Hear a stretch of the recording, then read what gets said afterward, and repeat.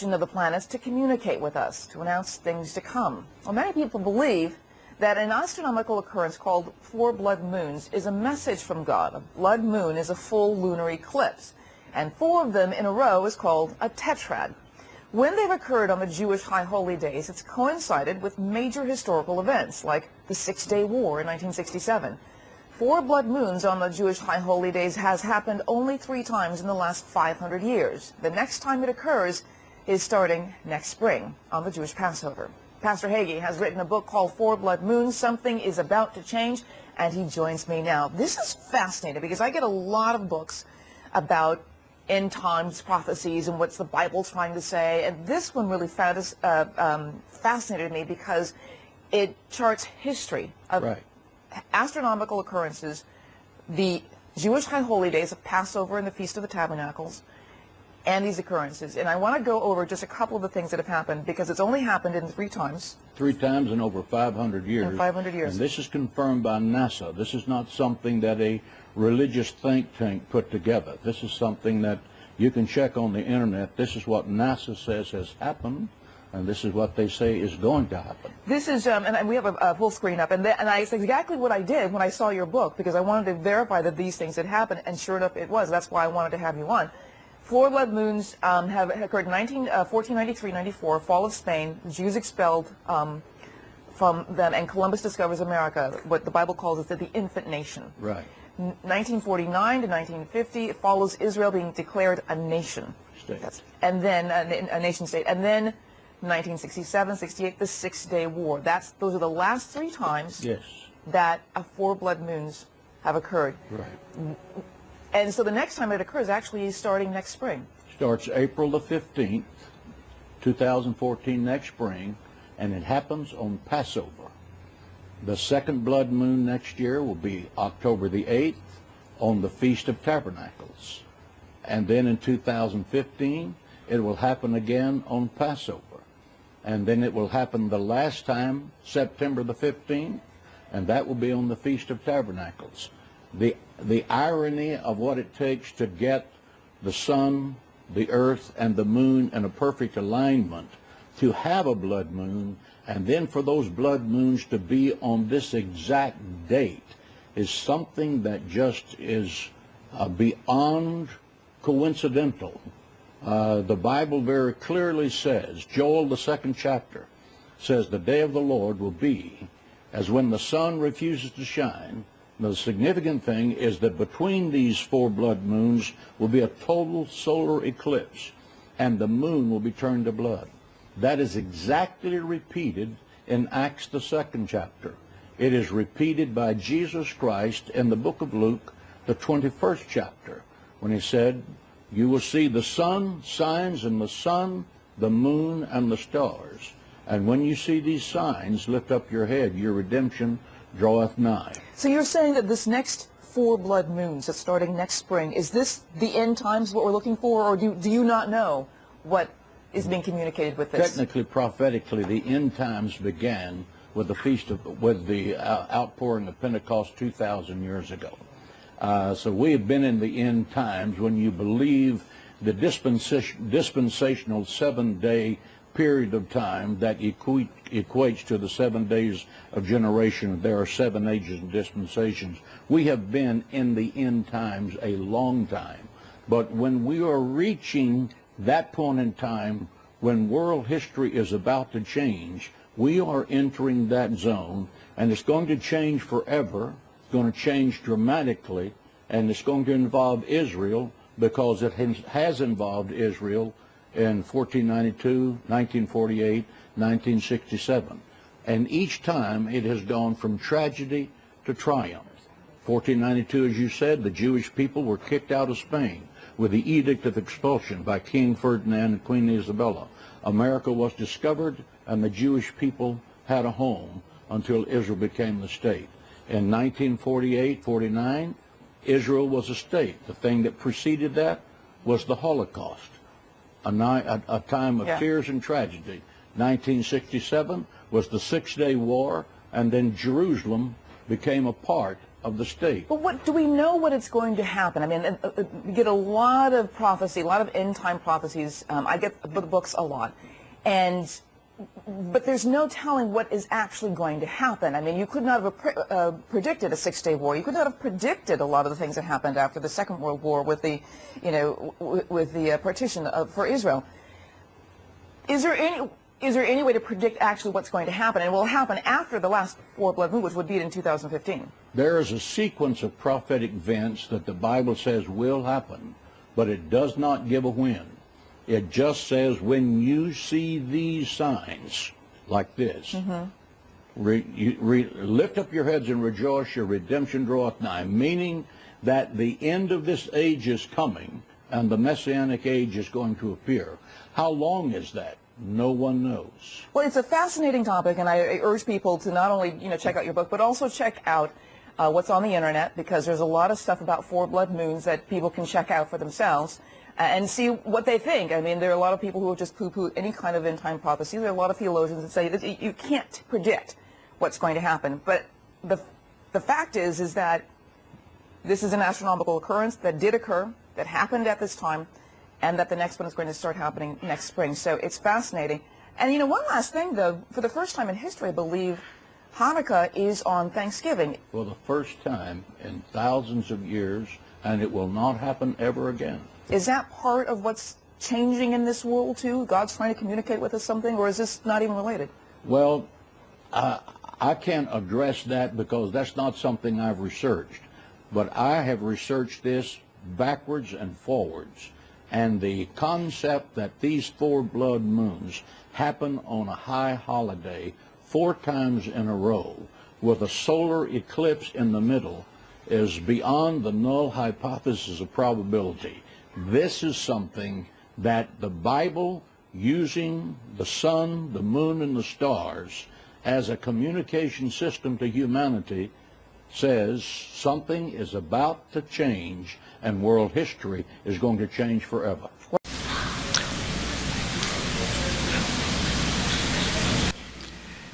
Esta es la segunda parte, van a hacer varias conferencias. La primera parte la compartí en el servicio hace algunas 2 horas. Pueden ustedes conseguir la conferencia, pero yo se las recomiendo porque la Biblia nos muestra, como lo vamos a ver a continuación, que Jesucristo comparó una generación del pasado para ilustrarnos que las características de esta generación iban a ser las mismas, se iban a repetir en la generación antes de que Él regresara. Y si nosotros creemos que nosotros estamos formando parte de esta tal vez última generación antes de que Cristo venga, sería bueno regresar al Génesis para investigar y profundizar de una forma exhaustiva qué dice la Biblia de los tiempos de Noé. Porque de esta manera podemos ahora comparar los tiempos de Noé con los tiempos que estamos viviendo. Y vamos a encontrar un paralelismo asombroso que nos va a ayudar a despertar a muchos. Y a muchos de ustedes los va a sacudir para darse cuenta que el tiempo es corto. Que tenemos ya el tiempo contado. Solamente una breve profecía que está escrita que antes de que Cristo viniera, la luna se pondría en sangre y el sol en tinieblas. Y la NASA acaba de corroborar que en el 2014, en abril de 2014, va a haber un fenómeno que se llama las 4 lunas de sangre, que se presentó en 1492 por primera vez cuando Colón descubrió América. La segunda vez que se presentó fue en 1967, en la guerra de los 6 días de Israel contra las naciones árabes. Y esta es la tercera vez. Y entre el 2014 y el 2015 van a haber fenómenos meteorológicos que jamás habíamos visto cosmológicamente en la historia. Vamos a ser testigos, como dijo Cristo, verán señales en el cielo. Estamos entrando en un mundo donde ya no hay primavera, ya no hay verano, ya no hay otoño, ya no hay invierno. Donde ya llueve donde no debe llover, neva donde no debe de nevar, donde los tsunamis, fenómenos meteorológicos, tornados, terremotos, frío, calor, están completamente enloqueciendo la ecología del planeta Tierra. Y todas estas señales que están a nuestro alrededor, muy poca gente está atenta, porque cada quien vive ensimismado en su propia vida, en mis propios intereses, en mis propios beneficios, mi trabajo o mi dinero o mi casa, no me importa esto, mi tiempo libre lo uso para ver pornografía, para ver películas tontas, para ver videos tontos, para ver esto y el otro, no me interesa nada de lo que está pasando. Y así Cristo dijo en Mateo 24, 37 al 39, como en los días de Noé, comían, bebían y se daban en casamiento y no entendieron. Hasta que vino el diluvio y se los llevó a todos. ¿Qué cosa fue lo que no entendió la generación de Noé? Que no están entendiendo también en el siglo XXI en que estamos viviendo nosotros. Que no solo de pan vive el hombre. Que la vida no consiste solamente en trabajar o en estudiar o en tener una carrera y luchar por hacer dinero. Esas son cosas secundarias. Todos tenemos que estudiar, todos tenemos que trabajar, casas que mantener, educar, luchar por nuestro matrimonio, pero si tenemos en primer lugar a Dios. Y hasta que tú no entiendas que es cuando pones a Dios en la prioridad de tu vida, de tu familia, de tu matrimonio, de tu negocio, Él es el centro de todo lo que tú haces y todo tiene que girar alrededor de la cruz. Entonces es cuando Dios abre las puertas de los cielos y derrama bendición hasta que sobreabunde sobre tu vida.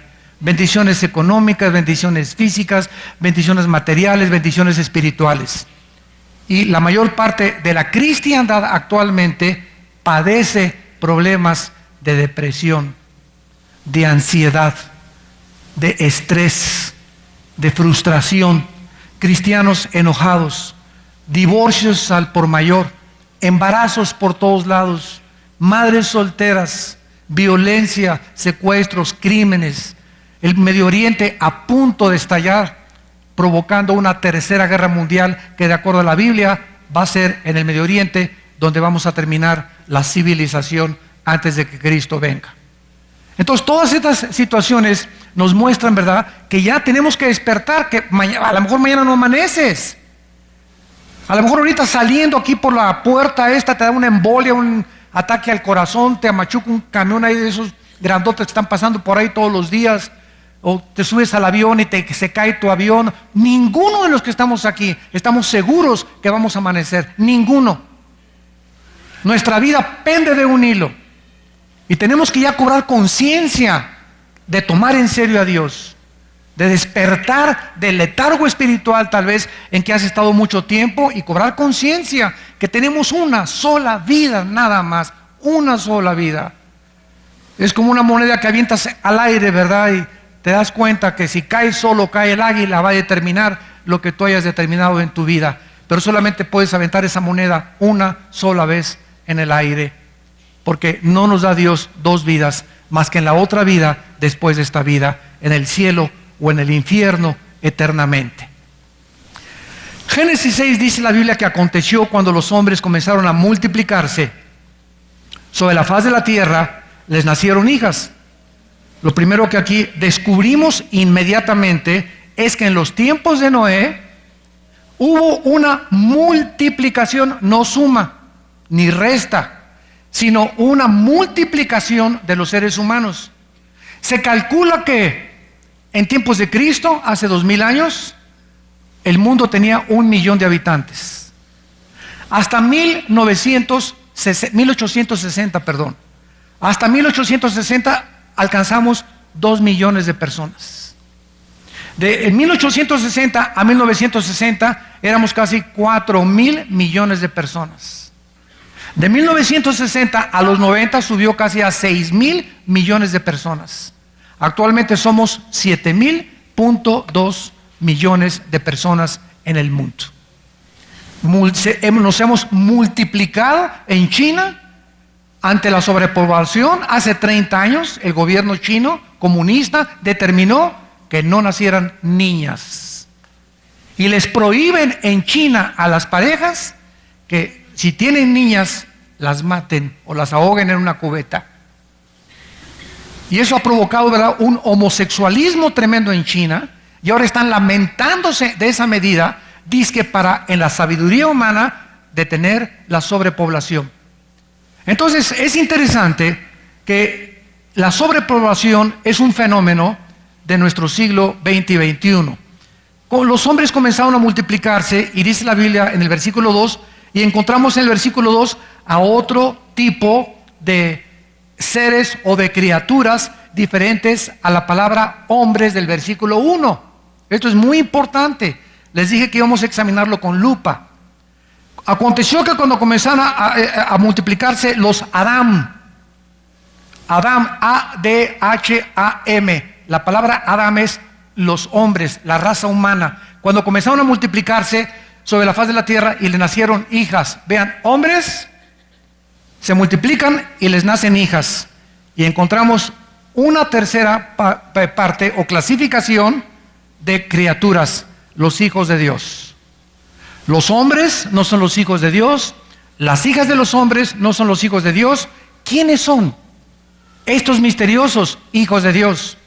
En hebreo, Ben Elohim, con B grande, Ben Elohim, hijos de Dios, que viendo los hijos de Dios que las hijas de los hombres, de los adámicos, eran hermosas, visieron para aquí, vénganse para aquí mis nenas, aquí se chentan, ¿verdad? Acérquense con nosotros.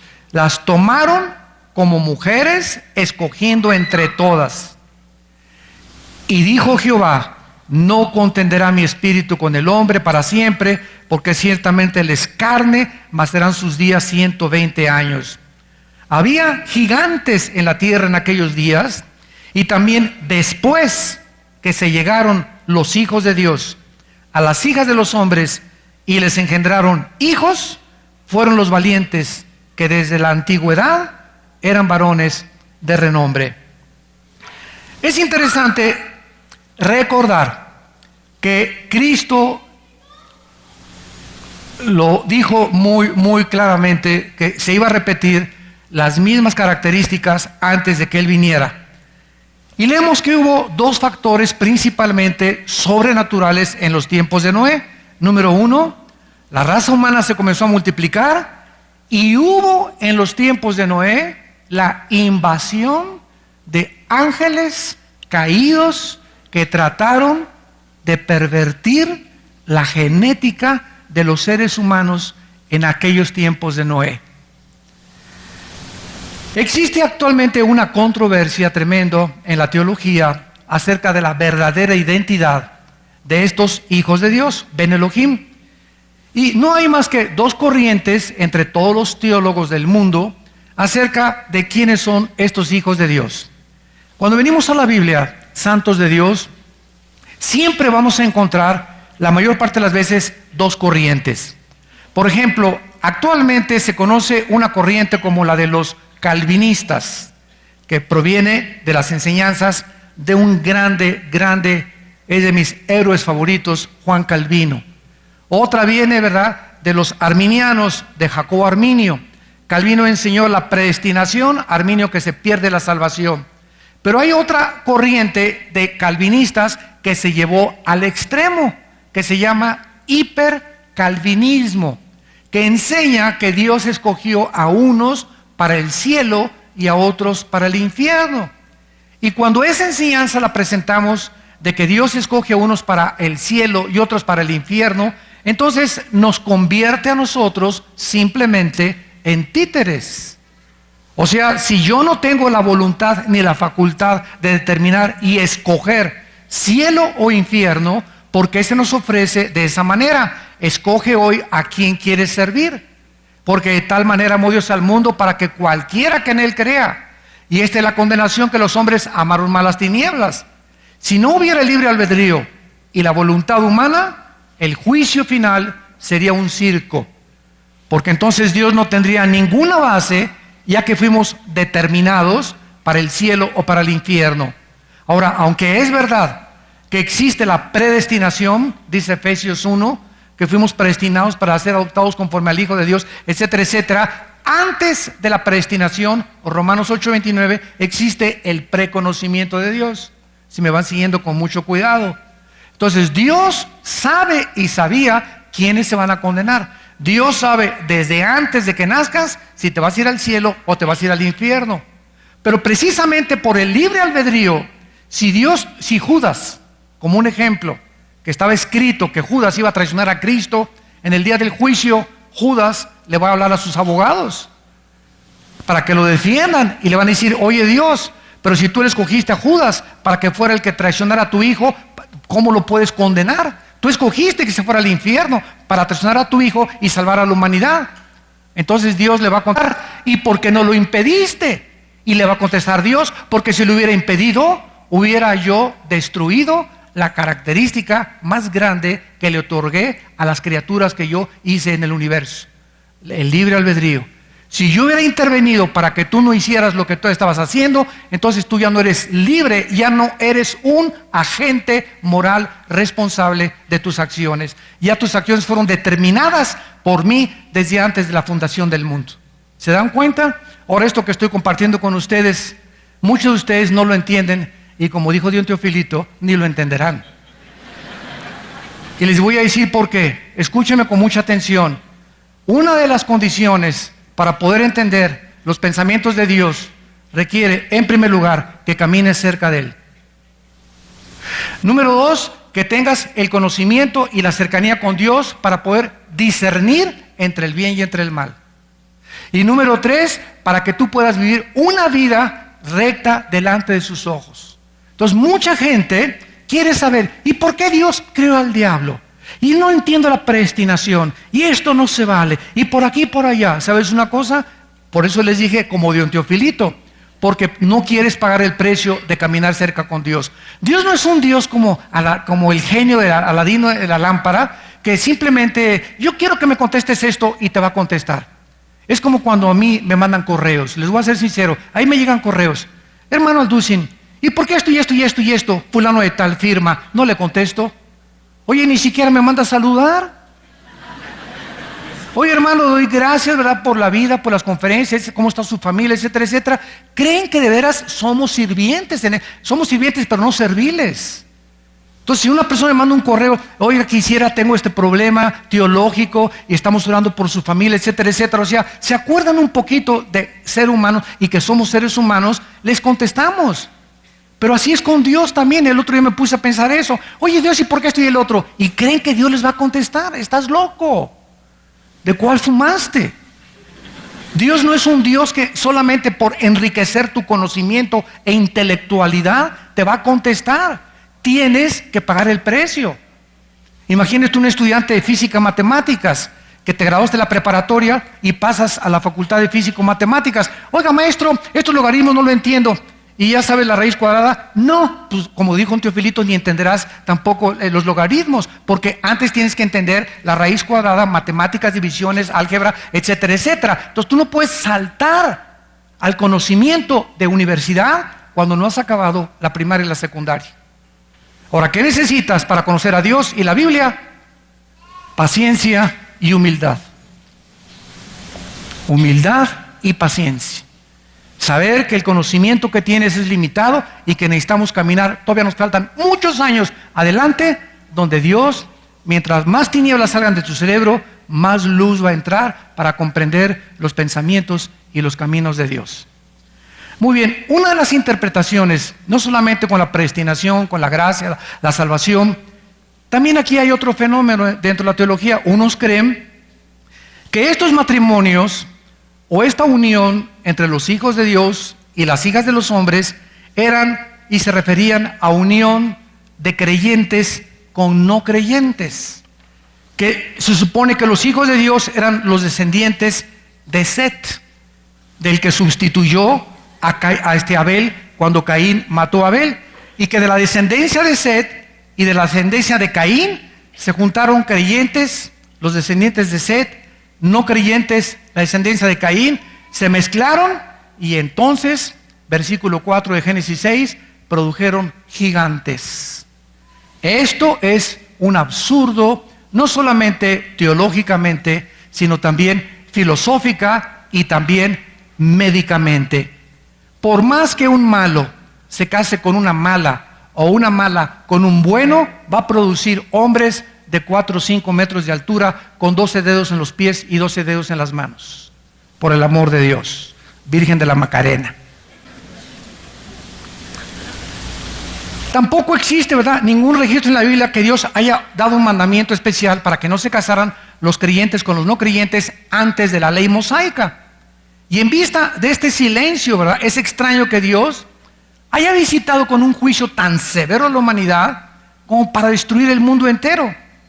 Y finalmente, ¿cómo es posible que si fueron solamente seres humanos los que se juntaron en Génesis 6, cómo es posible que hayan producido gigantes o monstruos? Vuelvo a repetir, con 12 dedos en las manos y 12 dedos en los pies.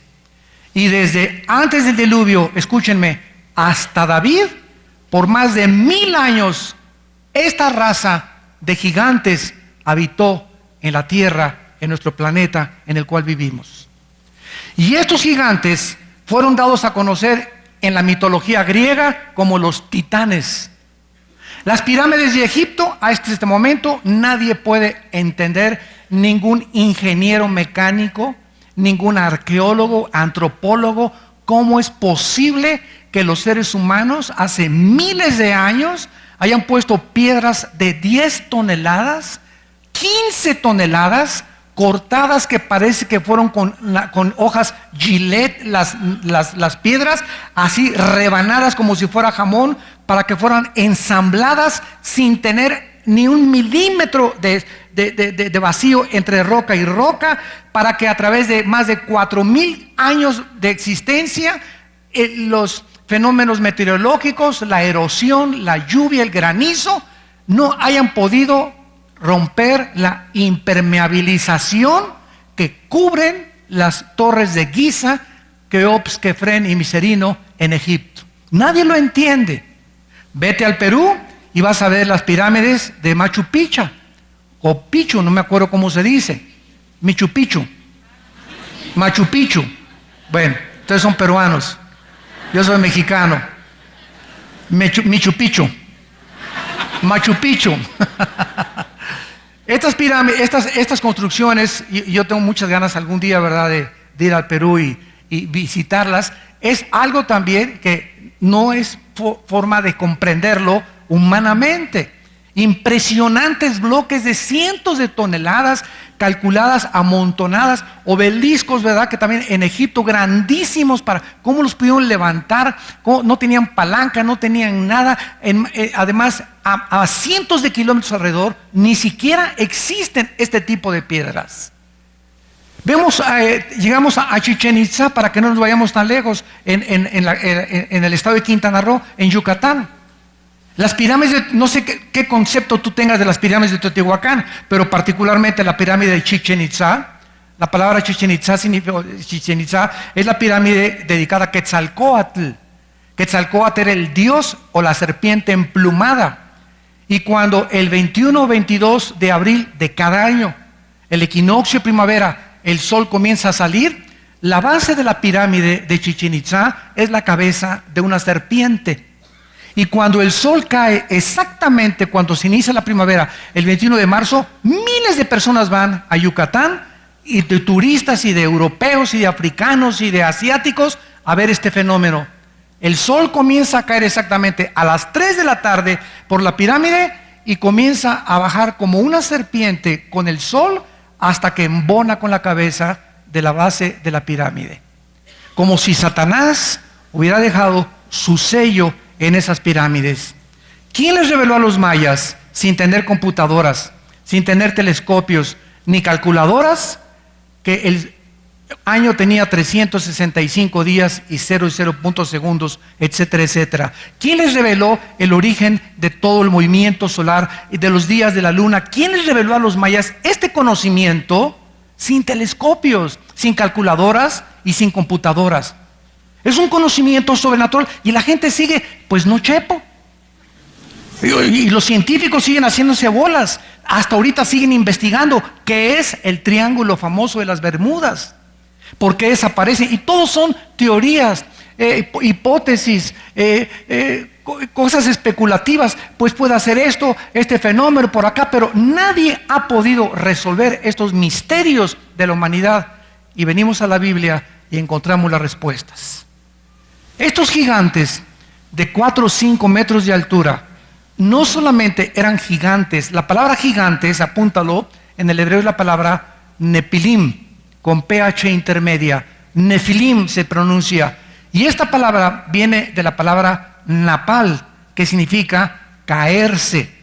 Entonces vamos a traducirlo. En aquel tiempo, Génesis 6:4, había seres caídos. Y los únicos antes del diluvio en caer, por eso se les llama los ángeles caídos, porque fueron las criaturas que cayeron antes que Adán y Eva, antes que la raza humana. Veamos en 2 de Samuel capítulo 21 esta verdad acerca de los gigantes.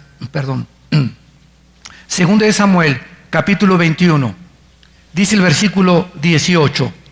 Aquí vamos a descubrir que Goliat, el famoso gigante de casi 4 o 5 metros de estatura, con el cual peleó David. ¿Recuerdan en 1 Samuel 17 la batalla entre David y Goliat? No sé si recuerdan ustedes que cuando David, antes de leer esto, les doy estos antecedentes.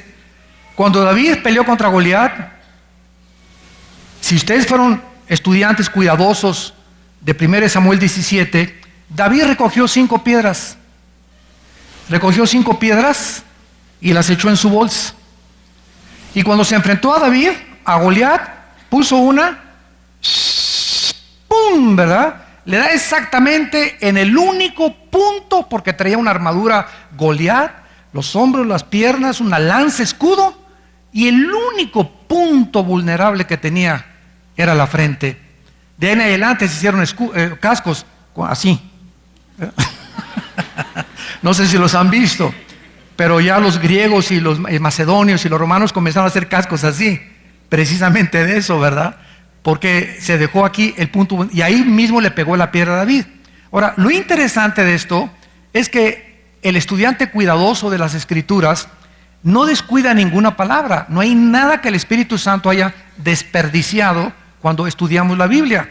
¿Por qué escogió 5 piedras David? Y aquí descubrimos en 2 Samuel 21 que Goliat tenía 4 hermanos. Y el primero se llamaba Isbi-Benob, versículo 16, Abisaí en el 17, Sibecai en el 18, Elahán en el 19, Goliat Eteo, versículo 20, hubo una guerra en Gat, donde había un hombre, escuchen, de grande estatura, el cual tenía 12 dedos en las manos, 12 dedos en los pies, 24 por todos, y era descendiente ¿de quién? De los gigantes. Este desafió a Israel y lo mató Jonatán, hijo de Simea, hermano de David. Estos cuatro chiquilines eran descendientes de los gigantes en Gat, de donde era precisamente Goliat, era de Gat. En otras palabras, cuando David recogió las 4 piedras, de una forma profética, el Espíritu Santo nos estaba mostrando que David no solamente podía enfrentarse a uno, sino aquí tengo también, échame a tus hermanitos también. Pero no aparecieron los hermanos, ¿verdad? Dice en México, le sacó al parche. Pero vemos estos fenómenos, ¿verdad?, que existieron antes del diluvio y después del diluvio.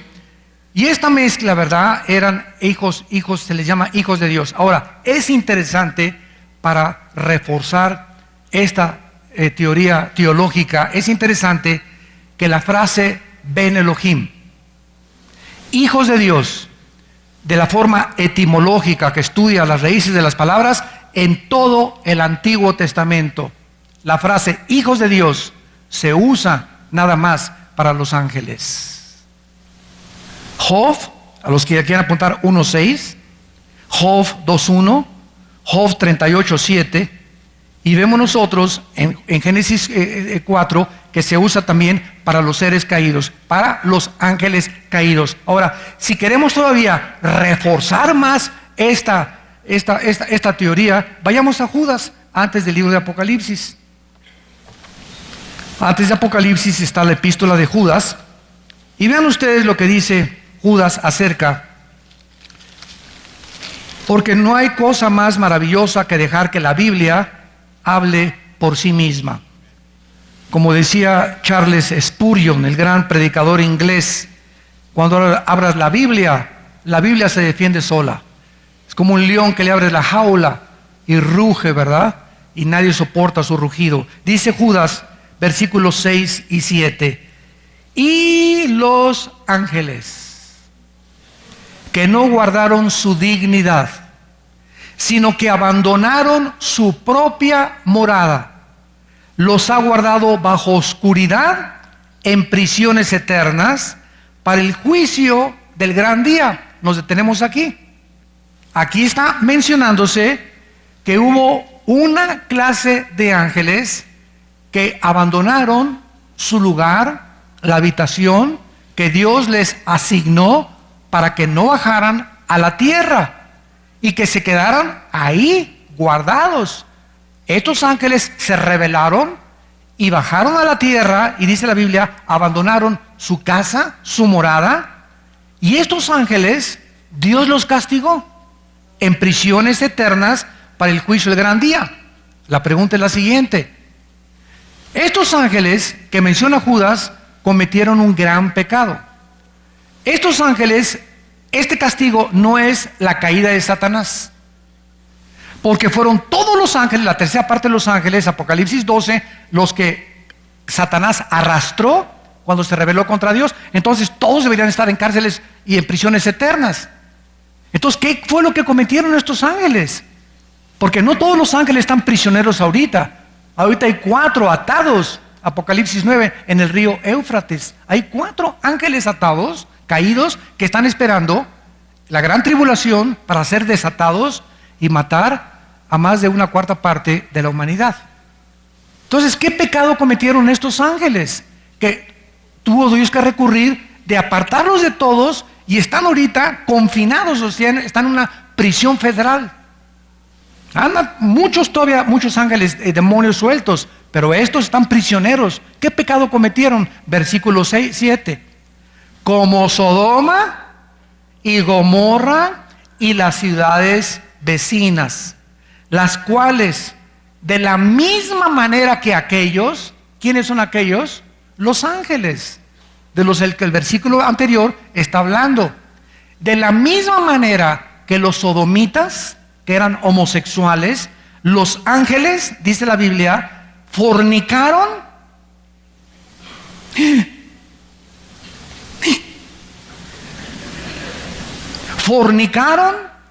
e ido en vicios contra natura. Fueron puestos, por ejemplo, sufriendo el castigo del fuego eterno.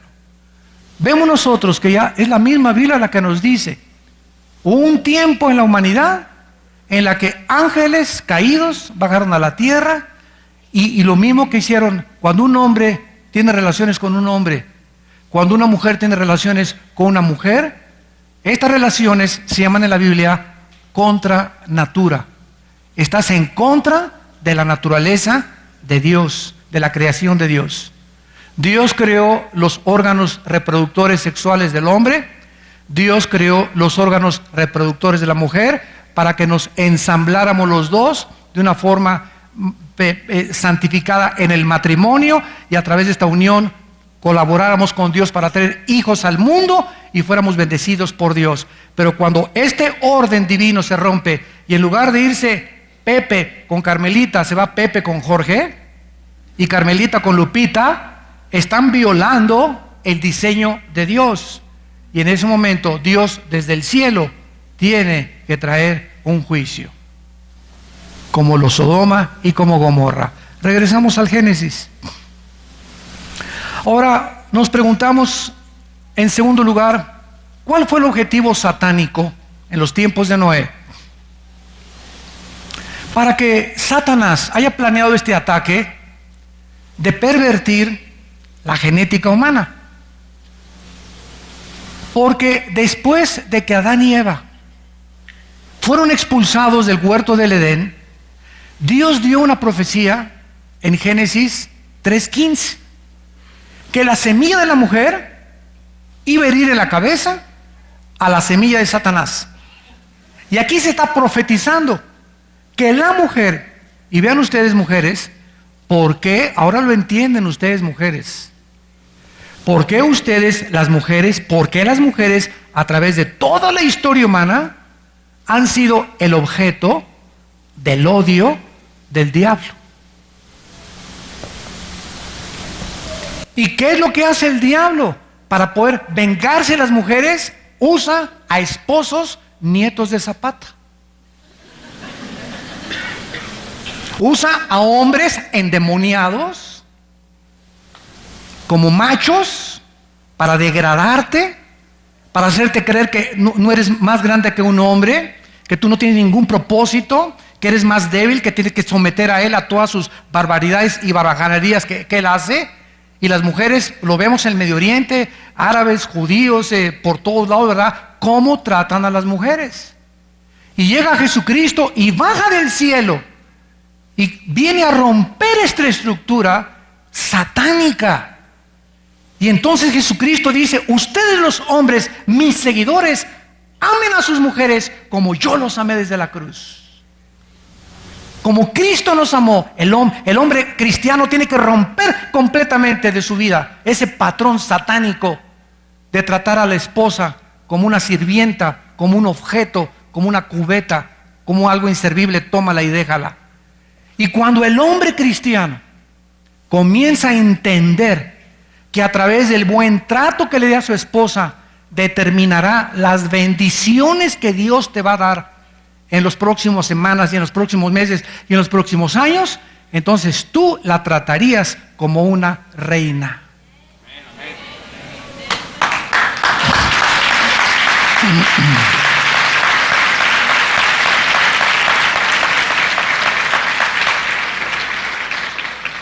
¿Quién vino a romper ese patrón? Jesucristo.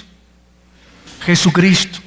Vino a levantar a las mujeres y a darles ese lugar que tienen como coherederas de la gracia junto con nosotros los varones. Y aunque delante de Dios ya no hay hombre ni mujer, hay funciones y oficios. Y Dios pone al hombre como el líder de la cabeza de su hogar y la mujer debajo de él. Dios pone al líder en la familia, Dios pone al hombre de líder en la iglesia. Hay de los hombres en la familia que no son líderes.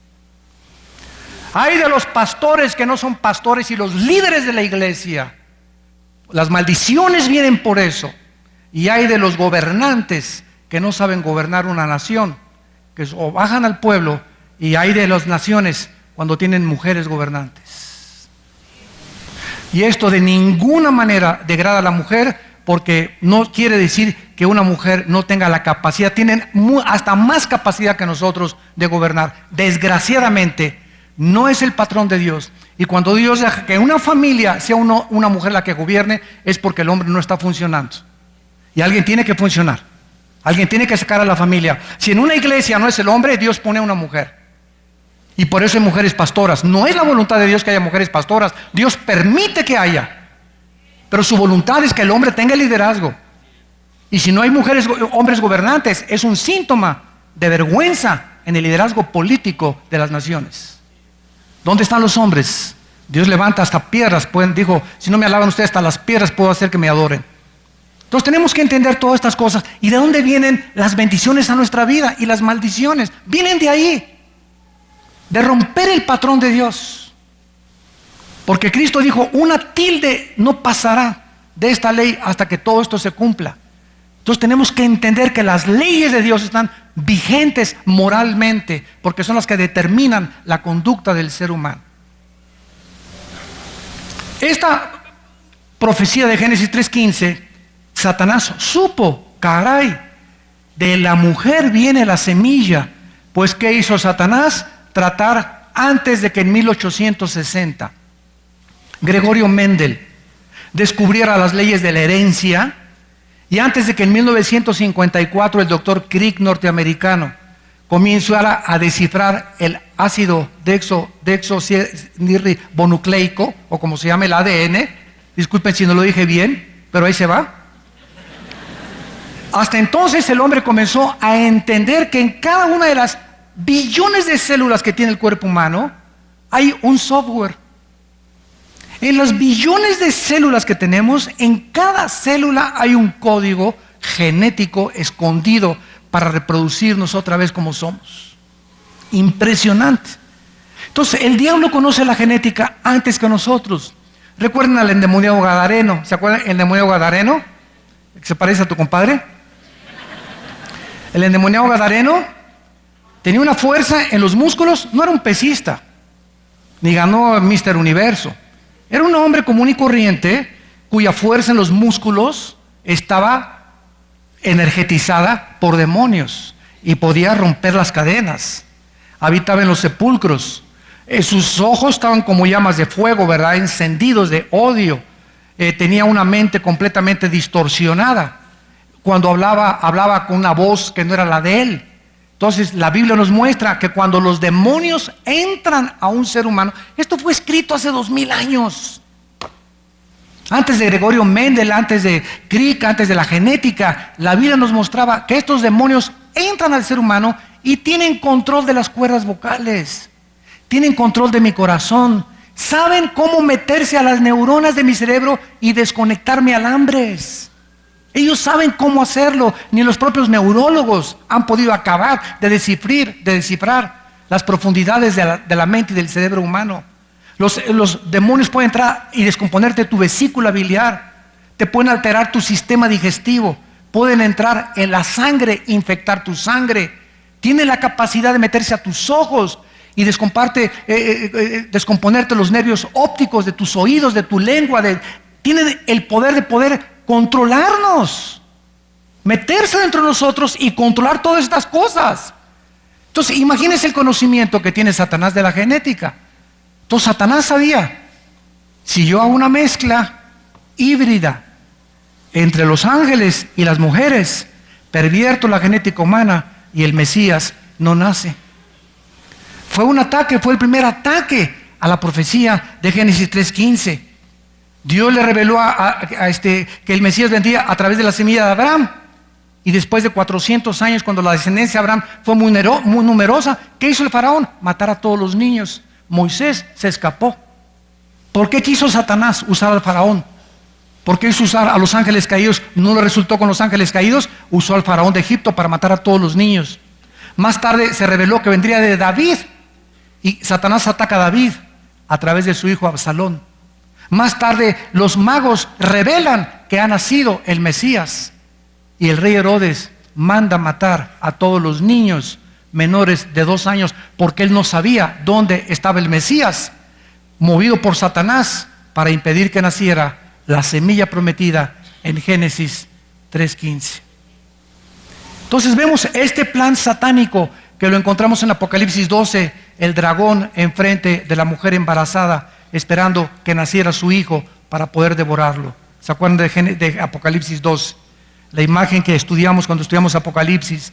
Entonces vemos que Satanás está impidiendo. Él sabe que el hijo que tú tienes, Dios lo va a usar.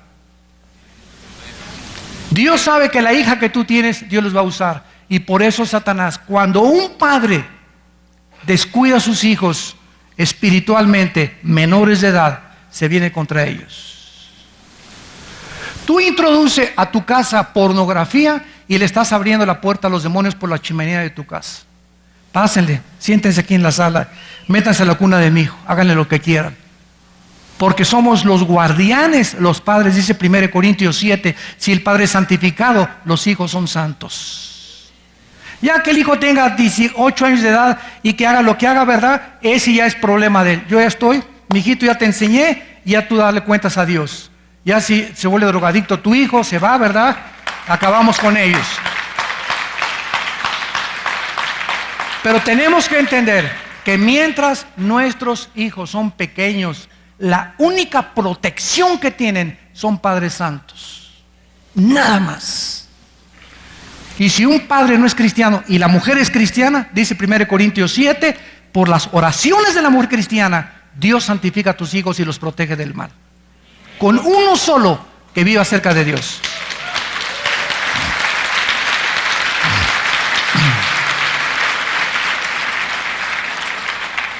Ahora bien, para terminar con esta teoría de los ángeles caídos, hay una objeción.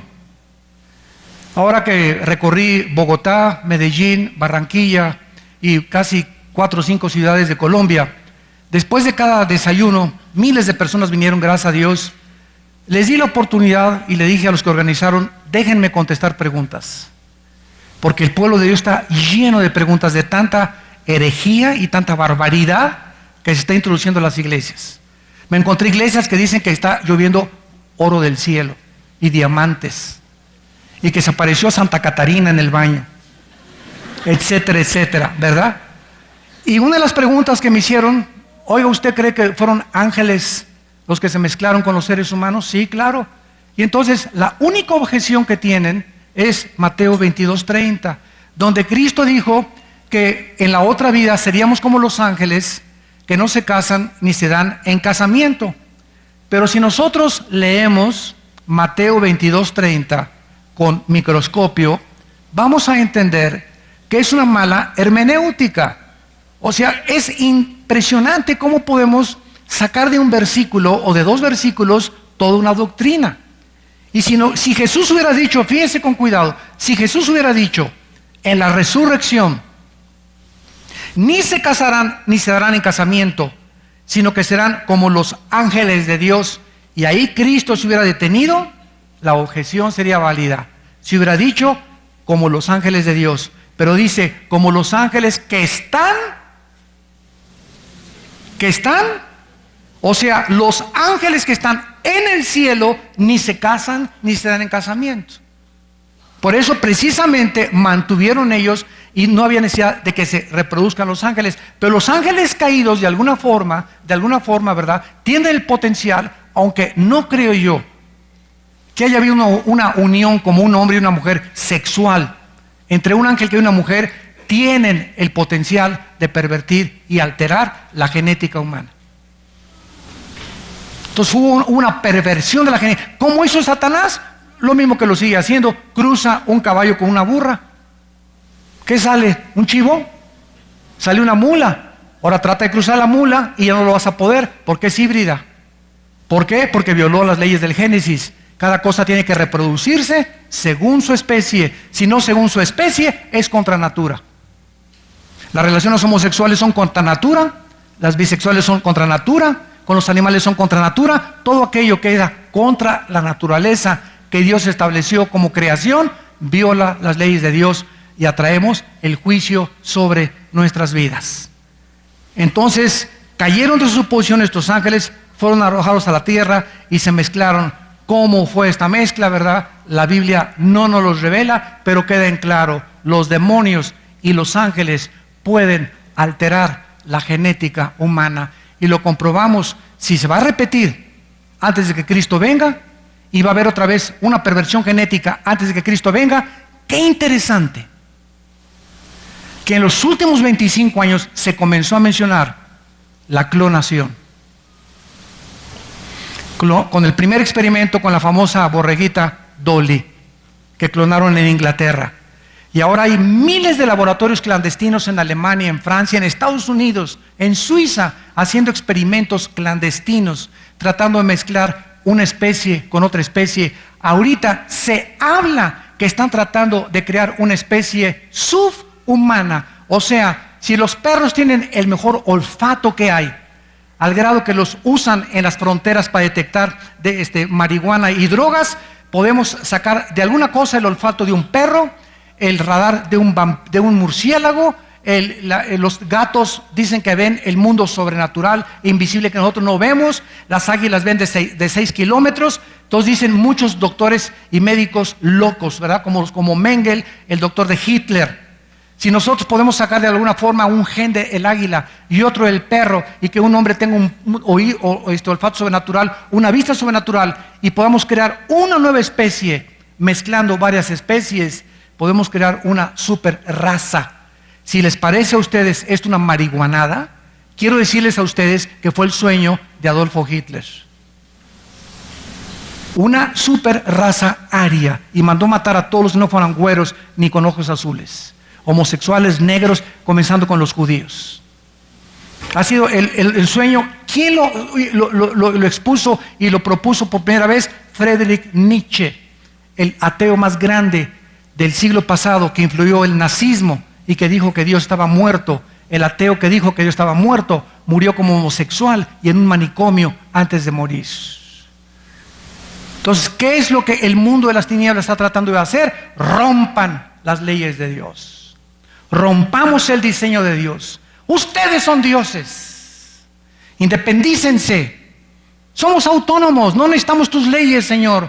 Y puedes tú hacer tus propias leyes y podemos nosotros ser dioses. Y esta mentira se la ha tragado la raza humana. Y estamos al punto de nuestra propia autodestrucción. Para terminar, podemos decir que los tiempos de Noé se caracterizaron por estas 9 cosas especiales. Número 1, multiplicación de la raza humana. 2, la paciencia de Dios, que llegó al extremo. 3, Dios envió mensajeros para advertir a Enoc, lo vamos a ver después, a Noé. 4, el Espíritu Santo intervino en los tiempos de Noé para detenerlos. 5, solo 8 personas, Noé, su esposa, sus 3 hijos y las 3 nueras, se salvaron del diluvio. Todos los seres humanos fueron destruidos. 6, Enoc es arrebatado, Génesis 5:21, milagrosamente como un tipo del arrebatamiento de la iglesia. Ahora en estos viajes he descubierto que mucha gente enseña que el arrebatamiento ya no existe. Y el mismo Antiguo Testamento nos muestra que en los tiempos que Cristo comparó con los que antes de su venida, hubo un arrebatamiento. Dios sacó a un hombre llamado Enoc, que caminó con Dios milagrosamente sin morir al cielo. Número 8, la perversión de la genética humana. 9, el juicio de un diluvio. Y 9, Noé y su familia son preservados milagrosamente. Y quiero concluir leyéndoles a ustedes estos versículos del capítulo 21 del libro de Lucas, versículo 34. Miren ustedes también por ustedes mismos, que vuestros corazones no se carguen de glotonería y de embriaguez y de los afanes de esta vida, y venga de repente sobre ustedes aquel día, porque como un lazo vendrá sobre todos los que habitan sobre la faz de toda la tierra. Velen en todo tiempo, orando porque sean tenidos por dignos. Oremos para que seamos tenidos por dignos de escapar y no ser arrastrados con todos los demás, de escapar de todas estas cosas que vendrán y que ya están a nuestro alrededor, hermanos en Cristo, de todas estas cosas, y de estar en pie delante del Hijo del Hombre. Esta es la actitud que ante estas profecías y estas advertencias tan solemnes de Dios, donde estamos en un mundo que está a punto de ser destruido y donde la naturaleza se ha vuelto nuestro enemigo, como la naturaleza se volvió enemiga de esa generación de los tiempos de Noé, ahora las nevadas, los huracanes, los tsunamis, los cambios de estación, el cambio climatológico, los fenómenos del Niño, derritiéndose los polos en el polo norte, en el polo sur, perdiéndose la capa de ozono. Todo esto es la naturaleza. Este mundo se está volviendo nuestro enemigo. Y nuestro planeta está con bronconeumonía, con una enfermedad terminal. El planeta Tierra le queda muy poco tiempo y no le echemos la culpa a Dios. Nuestros pecados han hecho que los juicios caigan sobre nosotros. Y nosotros somos la luz del mundo. Alumbra en tu casa, alumbra en tu escuela, alumbra en tu trabajo, alumbra en tu familia, para que Dios te salve como a Noé y su familia, y salve a tus hijos de los juicios que vienen sobre esta vida. Padre, te damos gracias por tu palabra. Gracias, Señor, por inspirarnos para poder compartir esta serie, Los tiempos de Noé, donde vamos cuidadosamente, capítulo por capítulo, a ir estudiando y aprendiendo, porque las cosas que se escribieron para nuestra enseñanza se escribieron para que nosotros aprendamos a no repetir los mismos pecados con los cuales fueron condenados nuestros ancestros. Tú eres un Dios santo y tú nos dices: si me invocan por Padre, recuerden que no hago acepción de personas. Anden con temor durante todo el tiempo de vuestra peregrinación, sabiendo que fuimos rescatados no con plata ni con oro, sino con la sangre preciosa de Jesucristo. ¿Saben ustedes que antes que yo venga, se levantarán miles de falsos profetas, de falsos predicadores, de falsos apóstoles que se autonombran ellos mismos apóstoles y no lo son? No se espanten, no se desanimen. Se los digo con anticipación, para que cuando esto suceda, al contrario, levanten sus rostros, porque su redención se acerca. Jesús viene por nosotros, y tu esposa te dice: ven Jesús, ven Jesús. Y el Espíritu sigue invitando los que tengan sed: vengan y beban. Beban gratuitamente de esta agua de la vida que la palabra de Dios les ofrece a través del Espíritu de Dios. Palabras con todo tu corazón. Señor, te pido perdón por mis pecados. Creo que en la cruz tu Hijo con su sangre pagó por mis pecados. Señor Jesucristo, te invito a que entres a mi vida como mi Señor y mi Salvador. Perdóname y lávame de mis pecados. Creo que a los 3 días resucitaste de los muertos, y te pido que me des el poder en tu Espíritu Santo que entra a mi vida en este momento para vivir para ti, para ser tu portavoz, para hablar de tu muerte en la cruz, para llamar a mi familia al arrepentimiento, a mis amigos, a mis amigas, porque el mundo está a punto de acabarse y esa es la misión que me has encargado. Para tu gloria, Señor Jesucristo. Amén.